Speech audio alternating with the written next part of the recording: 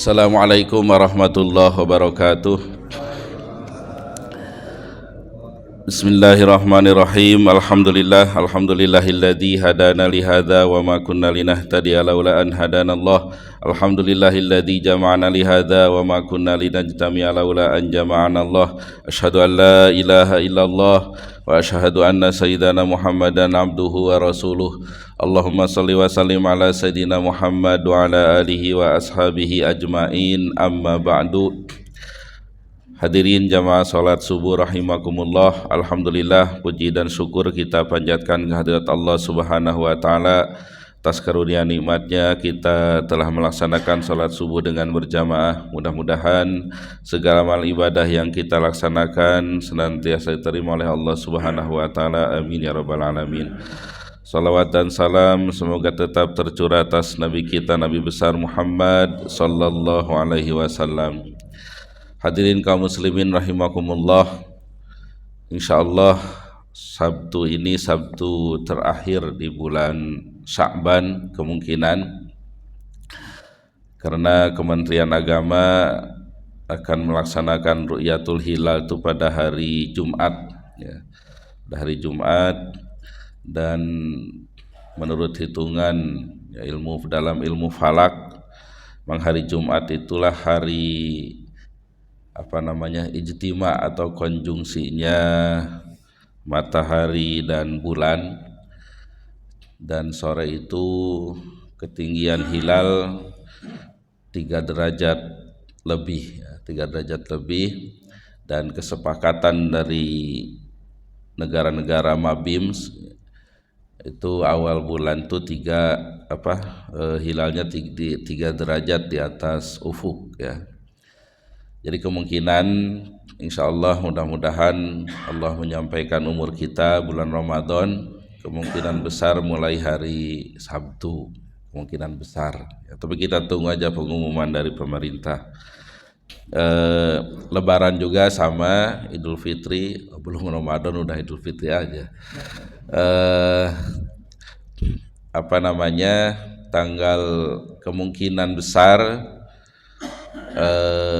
tanggal 31, karena ijtima'nya atau konjungsinya itu tanggal 29, dan hilal hari Sabtu itu masih -2 ya, dia -2 derajat di atas ufuk, jadi belum sampai kepada 3 itu. Jadi kemungkinan hari Ahadnya masih puasa, tanggal 31-nya. Ya, saya tahu ini karena saya ikut di tim Badan Hisab Ru'yat di wilayah Bali sana. Jadi sudah ada bocorannya dari BMKG ya dan Kementerian Agama. Ala kulli hal ya, yang terpenting ya kita berdoa terus kepada Allah ya, mudah-mudahan Allah menyampaikan umur kita, karena tidak sedikit ya saudara kita yang sebelum sampai Ramadan sudah dipanggil oleh Allah Subhanahu wa taala ya. Kemudian saya ingin sedikit menyampaikan, mengingatkan kita semuanya, walaupun mungkin sudah diingatkan oleh ustadz-ustadz lainnya. Pertama, persiapan memasuki Ramadan. Kemudian nanti secara umum tugas kita pada bulan suci Ramadan. Secara ringkas saja karena kajian kita tadabbur Al-Quran ya, saya ingin bacakan. Yang pertama, persiapan memasuki Ramadan itu menuntaskan hutang puasa, kemudian menanamkan kerinduan pada Ramadan ya. Ya, rindu pada Ramadan itu dengan melihat fadilah-fadilah atau keutamaan-keutamaan yang ada di bulan Ramadan ya.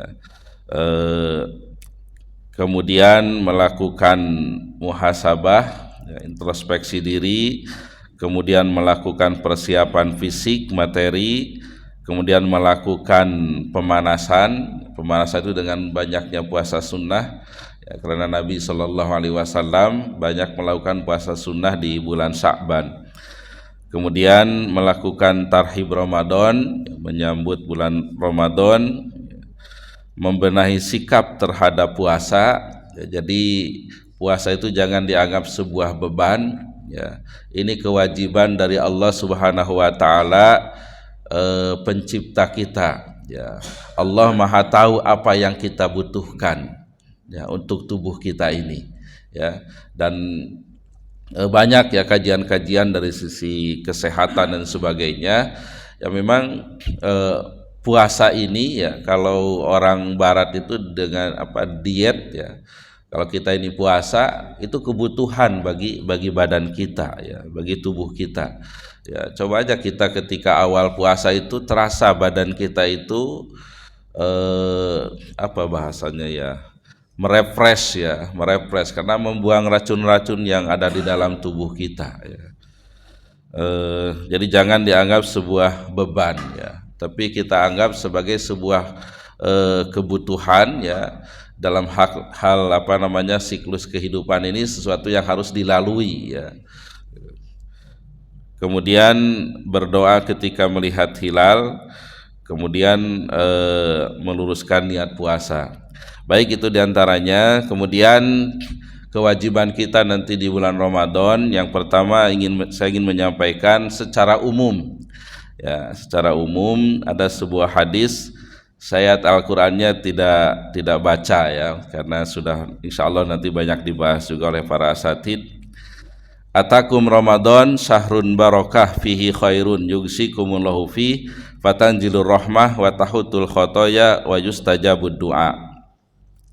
Fayandurullahu ila tanafusikum wa yubahi bikum malaikatahu fa'arawullaha min anfusikum khaira fa inna syaqiyya man hurrima fihi rahmatullahi azza wa jalla. Telah datang bulan Ramadan, bulan penuh barakah. Pada bulan itu Allah menjadikanmu kaya, Ia menurunkan rahmat, menghapuskan dosa dan mengabulkan doa. Allah melihat kompetisi kalian dan membanggakan kalian di depan para malaikatnya. Maka perlihatkanlah kepada Allah kebaikan diri kalian. Sesungguhnya seorang yang celaka adalah orang yang terhalang mendapatkan rahmat Allah Azza wa Jalla di bulan Ramadan.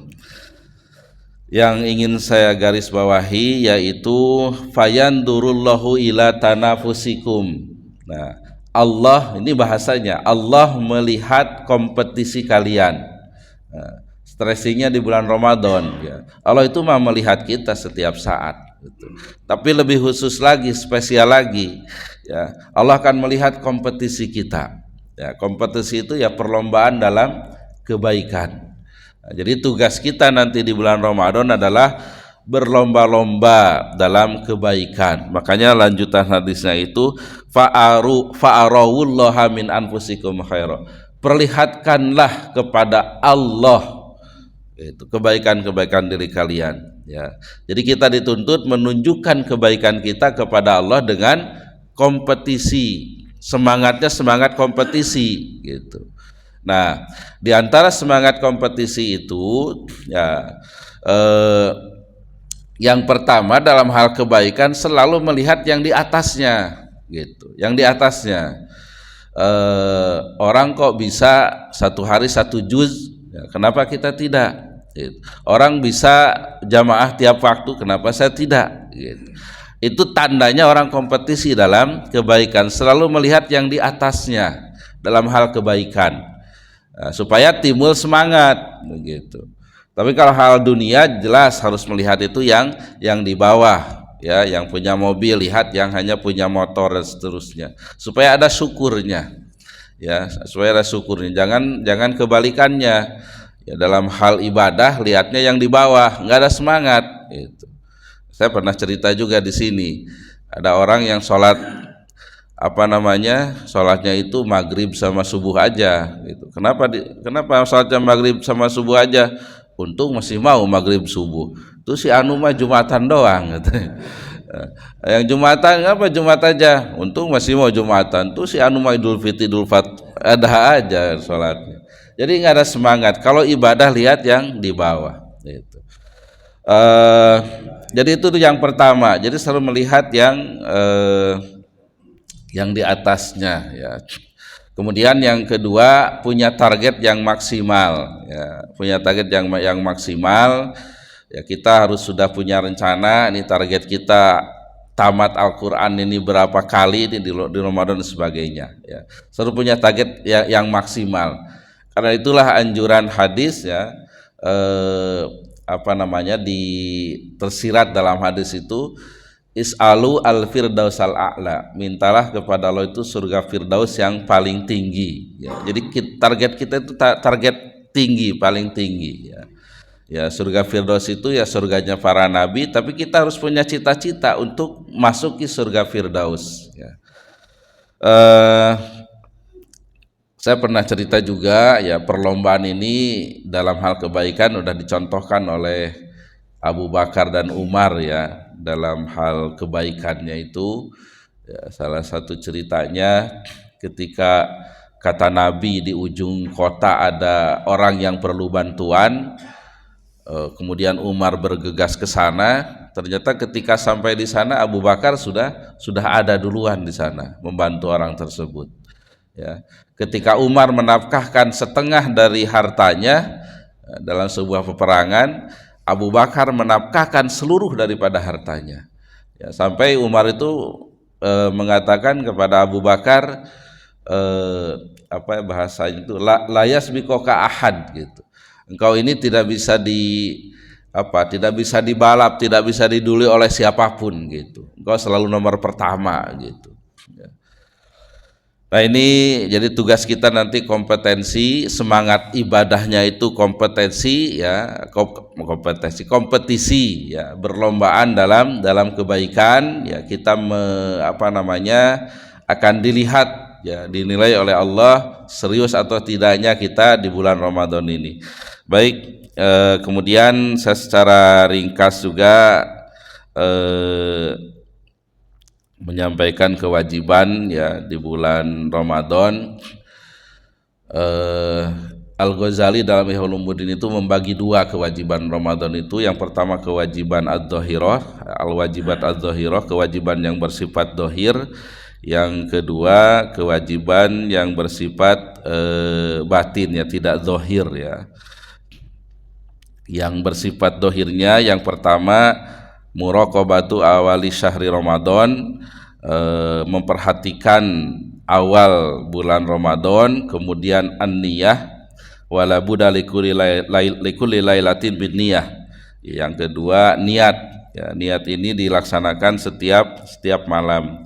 Kemudian yang ketiga al-imsak an isoli syai' ilal jaufi amdan, menahan atau tidak memasukkan sesuatu apapun ke dalam perut amdan, secara sengaja ya. Kalau tidak sengaja atau lupa ya itu tidak apa-apa ya. Tapi lupanya, saya ingat cerita juga ya, lupanya jangan lupa disiapkan atau lupa disengaja ya.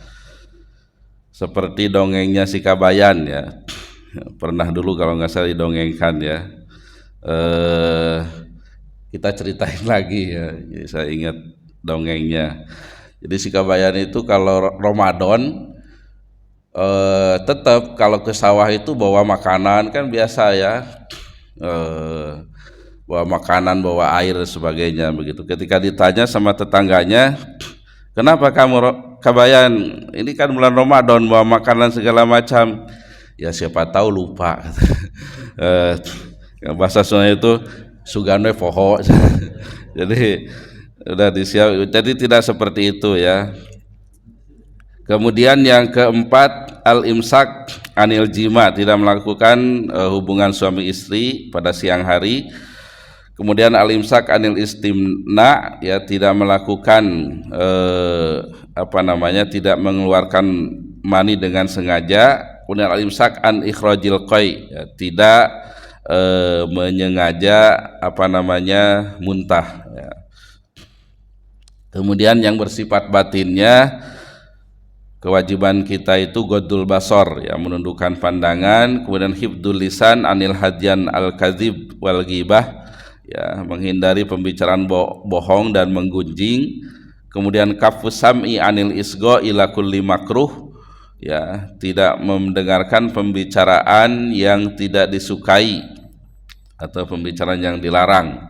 Jadi al-isgo itu, ada istima ya. Isgo itu apa bahasa Sundanya itu ngaregepkeun ya, nguping gitu begini gitu. Kalau hanya istima itu hanya mendengar selewatnya, kita lewat orang lagi gunjing gitu. Nah itu tuh bahasanya istima ya, selewatan. Ya, kalau isgo itu didengerin begitu, orang yang lagi ngomongin orang itu isgo, itu tidak boleh ya. Kemudian kafu baqiyatil jawarih anil asam, ya, menahan seluruh anggota tubuh dari perbuatan dosa. Kemudian alla yastaksira minat ta'am al halal waqtal iftar, tidak banyak makan yang halal saat berbuka. Jadi jangan sampai buka puasa itu jadi balas dendam, ya, arena balas dendam, ya, lapar dari pagi, ya, segala macam dimasukkan. Kemudian nah di komentar yang nomor 5 itu panjang juga gitu, apa namanya, tidak boleh banyak makan yang halal itu ya, karena dalam kondisi itu apa yang lapar, kemudian makanan itu berbagai macam ada gitu, dan rupanya tradisi apa makanan-makanan apa menghadirkan atau mengadakan makanan yang biasanya tidak ada ya, kan jarang-jarang di kalau hari selain Ramadan itu ada apa namanya kolak atau apa itu kan, tapi ketika Ramadan itu ada gitu. Rupanya budaya itu budaya dari zaman dulu gitu. Ya, dari zaman dulu itu seperti itu. Ketika Ramadan tuh makanan yang macam-macam itu ada. Ya, sehingga timbulnya syahiyah, keinginan makan yang banyak gitu. Udah lapar makanannya apa namanya jarang-jarang dan enak begitu. Nah, tapi cukup, jadi guys di situ cukup seperti makan malam biasa katanya. Yang keenam, ayyakuna qalbuhu badal iftar mu'allaqan mudtariban bainal khauf war raja idlai sayadri ayuqbalu shaum amla. Ya, hati berada di antara takut dan harap karena tidak tahu apakah puasanya itu diterima atau tidak. Jadi ketika apa namanya setelah kita melaksanakan puasa, ya, hati kita itu bainal khauf war raja, ya, antara takut dan harapan. Takut puasa kita tidak diterima karena banyaknya hal-hal yang mungkin membatalkan puasa secara batin dan sebagainya, tapi ar-raja, kita juga berharap dengan kasih sayang Allah itu Allah menerima puasa kita. Khauf dan raja ini diwujudkan dalam doa kita ketika doa witir, ya. Apa doanya biasanya? Rabbana taqabbal minna sholatana wa siyamana wa qiyamana wa seterusnya wa tammim taksirona. Nah, jadi saya rinci itu begini supaya ketika imam baca itu atau kita berdoa itu dihayati gitu. Jadi kita berdoa itu wujud daripada khauf dan roja kita gitu. Ya Allah, terimalah puasa kami, terimalah sholat kami, terimalah puasa kami, karena sadar banyak kekurangannya gitu. Wa tammim taksirona, dan sempurnakanlah kekurangan-kekurangan kami. Birahmatika ya arhamar rahimin. Jadi supaya ada perenungan ketika kita berdoa itu. Baik, saya kira cukup ya. Mungkin Ustaz Hadan juga menyampaikan hal yang sama. Kita kembali ke bacaan buku Awwalu Marrah At-Tadabburul Quran. Kemarin ada yang masih ingat nggak sampai apa?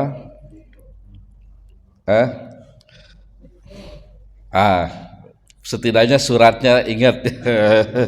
Iya. Baru mulai Ali Imran kemarin ya. Nah, kalau ditanya sampai apanya pasti bingung ya. Baik, saya juga lupa ingat ya. Yang jelas yang pertama dibahas itu surah Ali Imran ini adalah Madaniyah. Ya, Madaniyah itu diturunkan setelah hijrah.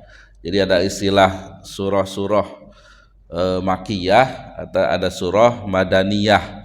Ya, nisbat dari Makkah dan Madinah. Tapi menurut pengertiannya Makiyah itu yang diturunkan sebelum hijrah, ya, Madaniyah yang diturunkan setelah hijrah. Walaupun turunnya itu di Makkah. Gitu. disebut juga Madaniyah. Di antara tandanya kalau surah-surah Makkiyah itu pendek-pendek ya dan berisi masalah keyakinan dan sebagainya banyaknya. Kalau Madaniyah biasanya panjang-panjang dan berisinya itu tentang hukum, sirah dan sebagainya. Baik, ini kategorinya termasuk Madaniyah, ayatnya 200 ya. Ingat-ingat nanti ada ujiannya nanti. Ayat Ali Imran berapa ya? 200. Nah, ini kan gampang diingat kan? Asma'us surah, nama-nama surahnya yang pertama Ali Imran, yang kedua Az-Zahra ya. Ali Imran itu artinya keluarga Imran ya, Az-Zahra artinya yang bercahaya, yang bersinar. Kemarin sudah kita bahas munasabatu tasmiyah. Munasabatu tasmiyah itu hubungan penamaan. Nah, kenapa surah ini dinamai Ali Imran? Seperti kemarin Al-Baqarah, kenapa dinamai Al-Baqarah, Al-Fatihah, kenapa itu tuh munasabatu tasmiyah bahasanya. Ya, hubungan penamaan. Kemarin sudah kita bahas li'anna hadzal baital mubarak kana ramzan lis-sabati was-shalah wa khidmatiddin ya. Karena rumah ini, keluarganya Imran ini merupakan simbol ya atau contoh keluarga yang teguh ya, yang punya keteguhan dalam beragama, as-shalah itu yang baik ya, ya wa khidmatiddin dan punya peran terhadap agama ya. Khidmah itu berkorban untuk agama begitu. Jadi kalau kita ingin keluarga kita atau kita itu ingin baik ya, dan ya ini kan diabadikan dalam Al-Qur'an menjadi nama sebuah surah ya. Nama kita juga kalau ingin ya dikenang oleh orang, kita harus punya peran terhadap agama ini ya. Kita harus punya kontribusi ya dalam khidmatuddin ini ya. Kemudian Az-Zahra yang bercahaya, yang bersinar, li'annaha tuniru at-tariqa lisalikina ilallah ma suratil Baqarah. Ya, karena surah Ali Imran ini menyinari atau menerangi jalan bagi orang yang menuju Allah Subhanahu wa taala. Bersama surah Ali Imran itu sama dengan surah Al-Baqarah, bergandengan. Kemarin gambaran keluarga Imran itu sudah saya sampaikan ya, secara ringkas ya, karena nanti kisah ya, apalagi kisah Siti Maryamnya itu banyak dibahas, dijelaskan dalam surah Maryam ya. Jadi Imran ini ya seorang kepala biara ya, atau tokoh masyarakatnya ya di Masjidil Baitul Muqaddas ini, di Baitul Maqdis ya, Masjidil Aqsa,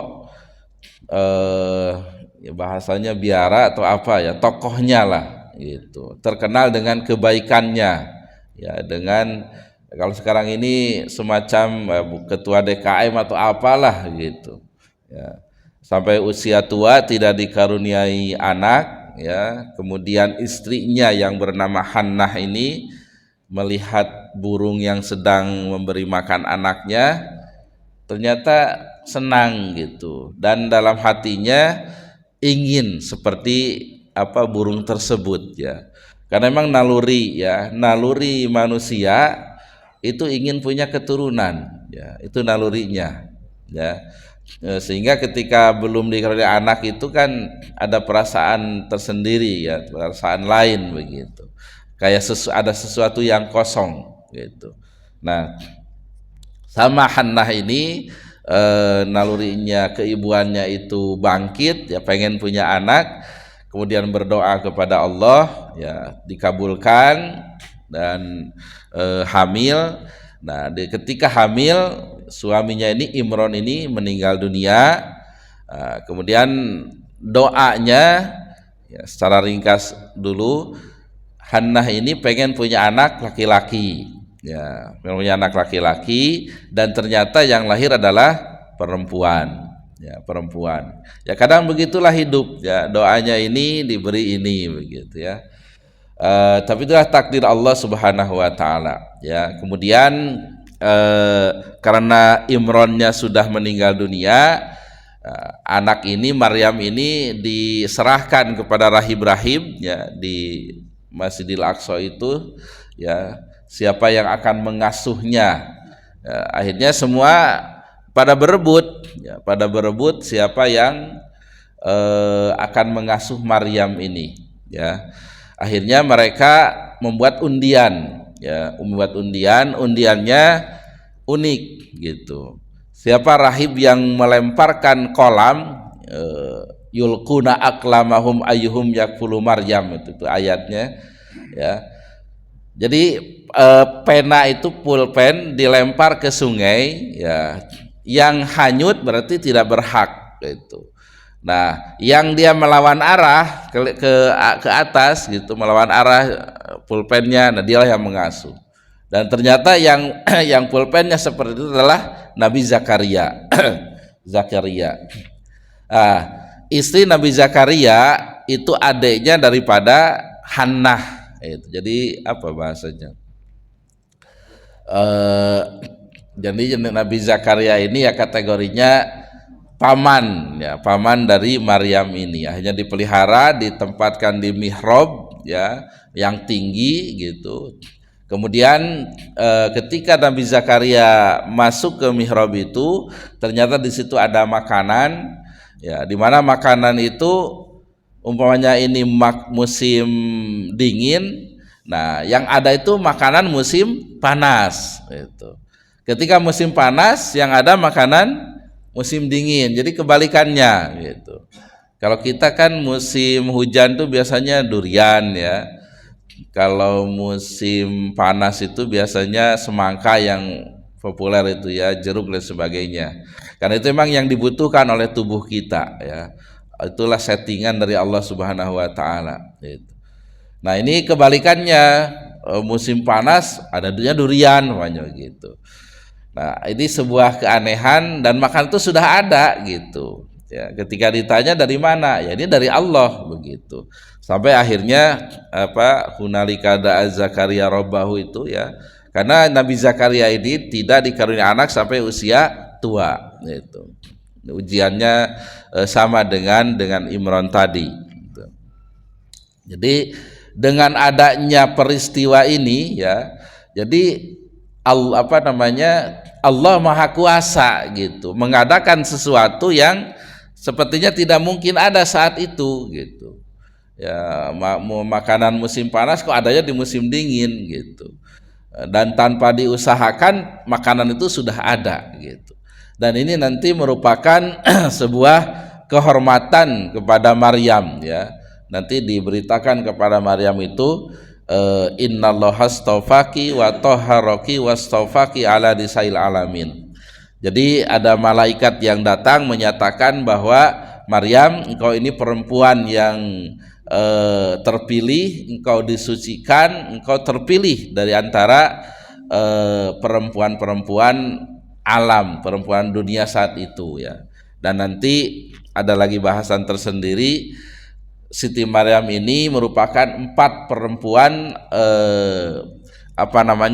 yang paling utama di surga nanti, ya. Ya, selain Siti Maryam, Maryam binti Imran, kemudian Khadijah binti Khuwailid istri Nabi, kemudian Fatimah binti Muhammad putri Nabi, dan Asiyah, ya, binti Muzahim, yaitu istrinya Fir'aun, ya, istrinya Fir'aun. Ini 4 perempuan penghulu ahli surga, ya.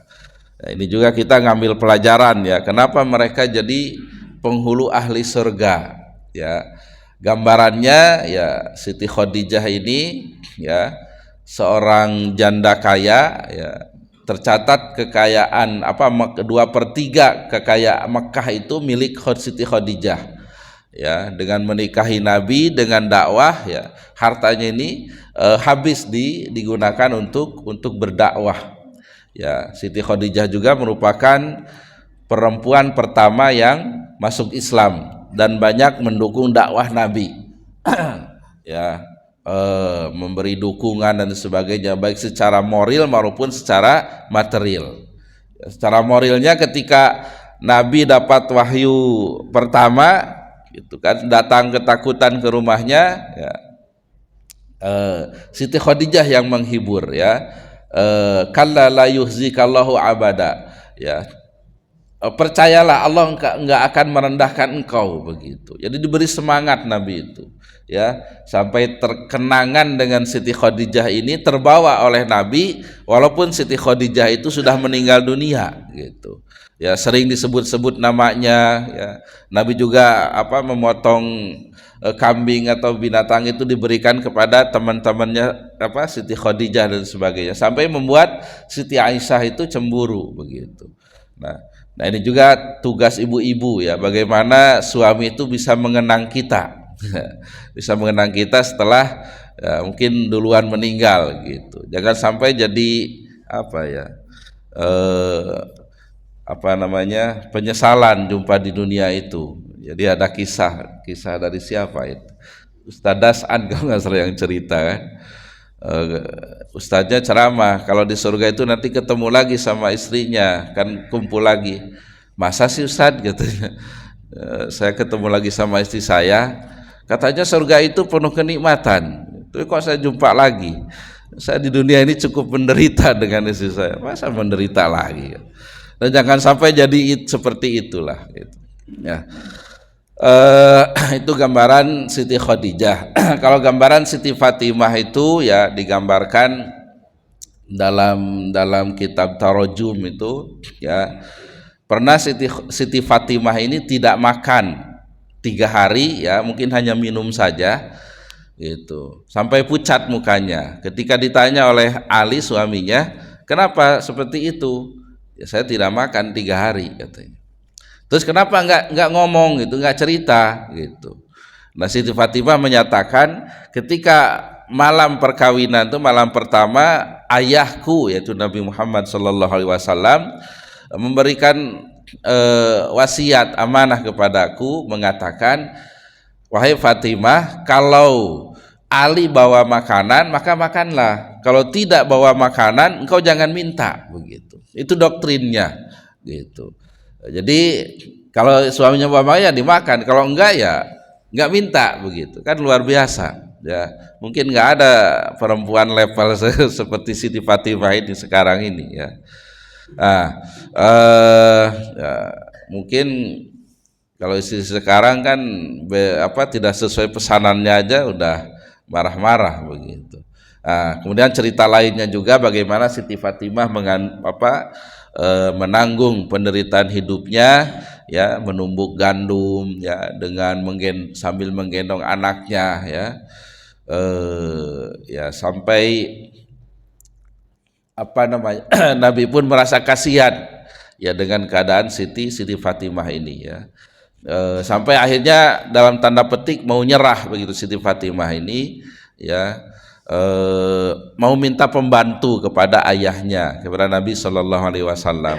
Tapi Nabi menyatakan, ya, bacalah subhanallah 33, alhamdulillah 33, dan Allahu Akbar 34 sebelum tidur, itu lebih baik daripada seorang pembantu, begitu. Jadi kalau mau diamalkan itu silahkan, ada dasarnya, terutama ibu-ibu baca itu sebelum tidur, gitu. Katanya ada cerita yang mengamalkan dengan baik, dengan istiqomah, ya, merasa badannya itu fit, sehat, gitu. Jadi kerja rumah itu selesai dengan baik, begitu. Baik, yang gambaran yang berikutnya Siti Maryam, ya. Siti Maryam ini nanti dapat ujian dari Allah, ya.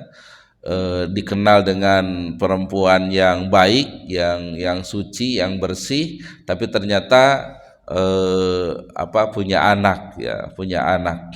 Ya. Digambarkan ujiannya ini sampai mengatakan, ya laitani mitu qabla hadza wa kuntu nasan mansiya, gitu. Jadi, aduh, seandainya aku ini mati, gitu. ya, dan menjadi manusia yang dilupakan. Jadi karena beratnya ujian itu sampai istilahnya minta kematian begitu. Ya, pilihannya itu minta kematian begitu. Karena berat ujiannya ini. Ya, itulah ujian daripada Siti Maryam, tapi diterima dengan baik, dengan terus mentaati arahan dari Allah Subhanahu wa taala begitu. Itulah ujian bagi Siti Maryam. Kemudian kalau ujian Asiyah, ya Asiyah ini perempuan yang rupawan, cantik begitu. Sehingga Firaun ingin memiliki Asiyah ini menjadi istrinya. Tapi Asiyah menolak gitu. Nah, penolakan ini menyebabkan orang tua Asiyah ini diseret oleh Firaun, disiksa gitu. Nah, untuk menyelamatkan orang tuanya, Asiyah pun mau bersuamikan Firaun. Ya. Kita bagaimana bisa merasakan orang yang paling jahat begitu, sementara Asiyah sendiri orang yang beriman. Sampai Asiyah ini meminta kepada Allah, minta dibangunkan ya, baitan fil jannah, ya, rumah di surga. Sampai dalam riwayat itu diperlihatkan kepada Asiyah itu tempatnya nanti di surga nanti. Sehingga dengan diperlihatkan itu dia punya kesabaran yang kuat gitu untuk menghadapi ujiannya, hidup bersama dengan Firaun ini. Nah, itulah gambaran empat perempuan ya penghulu ahli surga nanti ya. Jadi kesana kemari ya ceritanya. Tadi karena ada Siti Maryam itu ya, jadi itu gambaran keluarga Imran ini romzan lis sabat wassalah wa khidmatiddin ya. Jadi kekokohan, keteguhan dalam beragama, kemudian baik ya, baik akhlaknya dan sebagainya, dan dia punya kontribusi dalam agama ini ya, dalam agama ini. Sehingga namanya diabadikan ya, ditulis ya sebagai nama sebuah surah dalam Al-Qur'an ini. Baik, udah mendekati waktu suruk. Oh, itu lewat jamnya beda kayaknya ini. Kok di jam HP ini 5:55, ini udah 58 ini. Barangkali ada yang mau menambahkan mungkin, atau ada salah perlu diluruskan, atau mungkin ada pertanyaan kita diskusikan.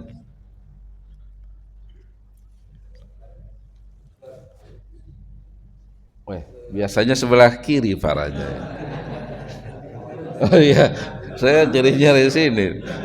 Suaranya terdengar di kanan sekarang.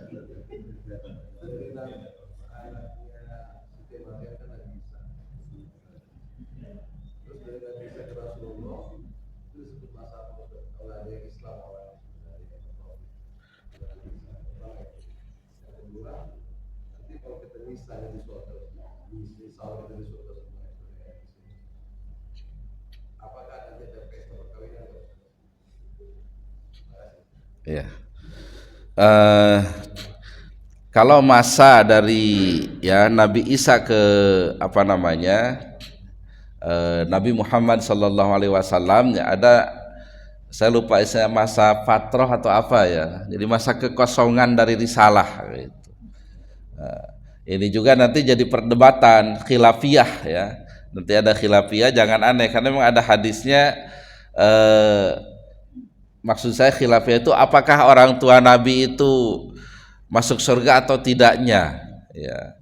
Jadi dasar khilafiyahnya memang ada hadis gitu. Jadi Nabi pun tidak bisa menyelamatkan orang tuanya karena meninggal sebelum adanya risalah. Tapi melihat secara keseluruhan, secara umum ya. Jadi ketika risalah belum turun, yaitu masa fatrah, masa kekosongan, tidak ada risalah. Ya, ketika meninggal dunia ya dia bisa masuk surga begitu, masuk surga karena tidak ada risalah, gitu. tidak ada risalah itu. Tapi mungkin ada ujian-ujiannya ya, karena seperti orang yang pokoknya katakanlah mungkin orang suku terpencil yang tidak ada sampai dakwah ke sana ya. Jadi kalau sekarang ini kan luar biasa jamaah tabligh itu sampai ke pelosok-pelosok ya. Tapi mungkin ada suku yang tidak sampai, ya itu bagaimana nanti di sana di akhiratnya, ya. Wallahu a'lam ya. Tapi ada sebuah riwayat nanti akan diuji di sana pun gitu. Dia disuruh taat nggak ini kepada Allah gitu. Dia disuruhnya untuk jalan ke neraka katanya. Ketika melihat neraka, nah dia akan taat atau tidak gitu. Nah, ketika dia menuju ke sana ya yang didapat nanti surga malah karena itu taat kepada Allah begitu. Jadi itu masa fatrah ya, masa kekosongan dari risalah gitu. Kalau dari risalah itu. Itu tuh masaknya ya, masaknya kurang lebih berapa 571 ya, 571 dari kelahiran Nabi Isa itu. Baik, nah kalau di surga nanti ya tidak ada lagi pesta perkawinan ya, tidak lagi pesta perkawinan. Jadi jangan dibayangkan surga itu seperti di dunia ini ya. Seperti di dunia. Wallahu alam apakah dinikahkan dulu atau tidak begitu. Ya karena seperti ini ada kisah Isra Mi'raj itu Nabi Muhammad sallallahu alaihi wasallam melihat istananya Umar gitu. Melihat istananya Umar dan melihat ada bidadari yang sedang berwudu kata di depannya, sehingga Nabi tidak jadi mau masuk ke istana Umar itu gitu. Dan Umar meminta saya lupa permintaannya, yang jelas yang widadari yang cantik yang bahasanya pandai menundukkan mata dan sebagainya begitu. Jadi yang spesial lah gitu. Dan bidadarinya udah ketahuan sudah ada gitu. Jadi sudah dijodohkan masing-masing begitu. Ya. Kalau ada lagi pesta perkawinan nanti berpikir lagi bagaimana ijab kabulnya gitu kan. Semuanya udah jadi penghuni surga ya. Di dunia ini ya statusnya ya ayah gitu kan, nanti bagaimana di sana punya pasangan masing-masing ya. Punya pasangan masing-masing ya, kemudian yang sering saya sampaikan di sini ya di surga itu wa naza'na ma fi sudurihim min ghillin ikhwana itu, dan kami cabut dari hati mereka itu ghil, sesuatu yang tidak baik ya, dendam, dengki, termasuk cemburu dan sebagainya gitu. Ikhwanan, semua menjadi saudara gitu. Jadi walaupun seorang laki-laki itu istrinya ya ada riwayat itu sampai 70 istrinya itu tidak lagi cemburu istrinya itu walaupun di situ gitu ya. Mungkin di dunia menikah dengan 2 atau 3, di sana kumpul lagi ya. Tidak ada cemburu lagi di sana itu ya. Dan itu juga yang akan terjadi kepada Nabi Shallallahu Alaihi Wasallam, di mana beliau akan berkumpul kembali dengan istri-istrinya di surga nanti ya. Karena tidak ada lagi ghil itu ya, tidak ada lagi kecemburuan. Jadi nggak usah takut ibu-ibu gimana nanti di sana banyak kali saingannya katanya. Ya jelas di sana penuh kenikmatan ya. Dan itu sudah ketentuan Allah, wa naza'na ma fi sudurihim min ghillin ikhwana. Ya, jadi tidak lagi, dan semua menjadi saudara gitu. Ya, semua menjadi saudara. Gitu. Baik, kalau bicara ya surga memang panjang ya, banyak ya, karena di dalam Al-Quran juga banyak mengenai berbicara hal yang akan datang ya. Dan di awal-awal itu mungkin hanya sedikit-sedikit kutipannya ya. Tapi kalau udah di akhir-akhir surah ya udah 29, 30 ya, itu banyak sekali berbicara masalah akhirat ini ya. Mudah-mudahan kita juga bisa selesai berbicara itu secara panjang lebar ya. Umur kita dipanjangkan oleh Allah dalam keadaan sehat walafiat. Baik, mungkin itu saja. Kalau silakan. Masih. Kalau nggak ada bertanya lagi ya. Waalaikumsalam.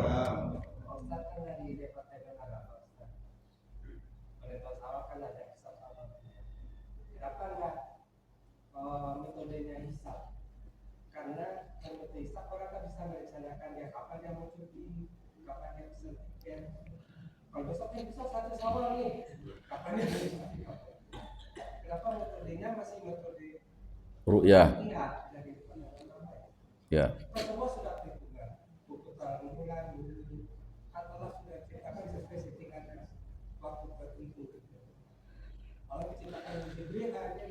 Malaikat dari kayak apa? Karena yang bisa menyebut ruang apa udara itu ya cahaya. Jadi ada proses pembentukan dada logika di sana. Dan kenapa masih bertahan di sistem rukiah apa? Ya. Kenapa nggak bisa? Baik. Jadi begini ya. Ya, saya kenalan lagi. Saya bukan Kementerian Agama. Ya. Semua namanya Pengadilan Agama. Ya, saya di Pengadilan Agama itu sudah berpisah dari Kementerian Agama, jadi cerita pribadi. Ya, sekarang Pengadilan Agama itu di bawah Mahkamah Agung ya, biar wawasan aja. Cuma kita punya kewenangan memutuskan. Kita harus ikut sidang isbat ketika kita ada pantai ya. Menetapkan, jadi yang melihat orang Kementerian Agama, kita yang menetapkan gitu. Jadi kita harus hadir di situ, yang ada pantainya, yang ada tempat ru'yatul hilalnya. Jadi begini, pemerintah itu bukan menafikan hisab ya. Pemerintah pun menggunakan hisab juga gitu. Hisab juga gitu. Karena mereka pun yang kumpul-kumpul itu, yang kalau sidang isbat itu pakar-pakar ilmu falak gitu. Mereka tahu itu hitungannya, tahu ephemeris, tahu dan sebagainya begitu. Bahkan kalau PMKG udah punya aplikasinya, kita tinggal klik tanggal sekian, itu bulan itu berapa, hilal itu berapa derajat, itu udah ada sekarang ini ya. Jadi bukan menafikan hisab gitu. Cuma yang membuat mereka berbeda itu ya, yang pertama hadisnya sama. Sebenarnya saya sudah cerita di sini kalau tidak salah. Sumu li ru'yatihi wa aftiru li ru'yatihi ya. Berpuasalah karena melihat hilal dan berbukalah ketika melihat hilal. Itu kan hadisnya. Ro'a ru'yah. Itu orang yang mengartikan harus dilihat gitu. Nah, makanya kalau pendapat Maliki, ini Maliki ya, itu mesti terlihat apa dengan mata atau dengan alat gitu. Kemarin waktu saya di Sudan itu kan yang Maliki ya. Saudi, Mesir itu sudah menentukan katakanlah hari Ahad itu tanggal 1 karena tidak terlihat di Sudan. Dia tidak mau Ahad itu ditetapkannya Senin begitu. Ya. Nah, ro'a itu sendiri melihat dalam bahasa Arab itu banyak bahasa Arabnya. Ada nazoro, ada ro'a. Nazoro itu identiknya melihat dengan mata. Kalau ro'a itu banyak dalam Al-Quran. Pengertian ro'a itu hampir kalau tidak salah 70%. Ro'a itu ro'a bil ilmi ya, seperti ara'aital ladzi yukadzibu biddin ya, apakah engkau melihat orang yang mendustakan agama. Nah, bukan melihat dengan mata tapi melihat dengan ilmu begitu ya. Tapi ada juga ro'a memang melihat dengan penggunaan mata juga begitu. Jadi sehingga terbelah, ada yang ro'a bil ilmi ya dengan hisab itu, ada yang ro'a bil ain gitu. Ro'a bil ain, jadi melihat dengan mata atau dengan penggunaan alat gitu. Nah, pemerintah sendiri tidak menafikan hisab karena mereka punya hitungan, makanya udah ditetapkan. Katakanlah Muhammadiyah dan katakanlah NU ya, atau pemerintah itu semua sepakat hilal tanggal berapa 29 itu hari Jumat itu di atas 3 derajat di atas ufuk, itu sepakat semua gitu. Cuma yang jadi masalah, apakah 3 derajat atau katakanlah 2 derajat itu sudah masuk bulan atau belum begitu.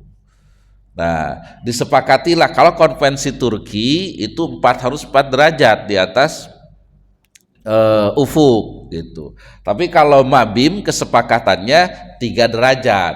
Jadi ada kemungkinan ru'yat hilal, kemungkinan hilalnya tidak terlihat tanggal hari Jumat itu karena masih 3 itu masih rendah. Tapi kemungkinan karena mereka juga sudah yakin kalau itu di atas 3 derajat bisa ditetapkan walaupun tidak melihat gitu. Jadi tidak dinafikan, semua berbarengan dua-duanya. Ya, semua berbarengan dua-duanya. Ya, saya juga tidak mendalami itu dengan ini ya. Cuma karena sering ikut jadi ada pelatihannya. Ya itu yang kita pahami begitu ya. Sedikit tahunya hanya sedikit saja. Jadi saya kalau ngitung-ngitung tidak pandai walaupun sudah diajarkan. Dan sekarang sudah ada alat hitungnya, udah ada aplikasinya, gampang-gampang saja gitu. Baik itu Bapak ya. Jadi makanya sudah ada kalender dan sebagainya ya. Itu kan berdasarkannya ke sana ya, sudah bisa merancang cuti dan sebagainya kan sudah bisa dirancang gitu. Saya juga udah rencana pulang udah dirancang juga. Ya.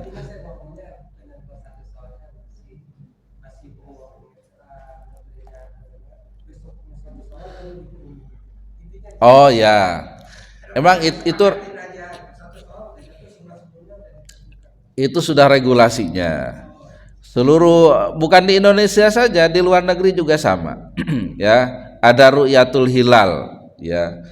Karena memang ada sunnahnya, karena ada sahabat yang datang kan jauh-jauh saya melihat hilal, terus Nabi menyumpah kan sahabat itu. Makanya metodenya seperti kami ini, ketika ada yang mengaku melihat hilal dan kami hadir di situ, prosedurnya harus disumpah. Ya, identitasnya siapa, dari organisasi apa, disumpah, baru kita tetapkan. Gitu. Ya, itu ada sunnahnya melihat begitu. Ada sunnahnya memang melihat, karena saat itu di zaman Nabi ya nggak tahu ya hisabnya seperti sekarang atau tidak begitu ya, wallahu alam ya. Tidak seperti sekarang gitu, tidak seperti sekarang ya, karena yang ada dalam riwayat yang sampai ke kita itulah seorang badui dari pelosok datang ke Madinah, saya melihat hilal, Nabi menyumpah begitu. Itu tuh yang adanya. Jadi tidak ada pelajaran sekian derajat di atas ufuk saat itu, tidak ada gitu.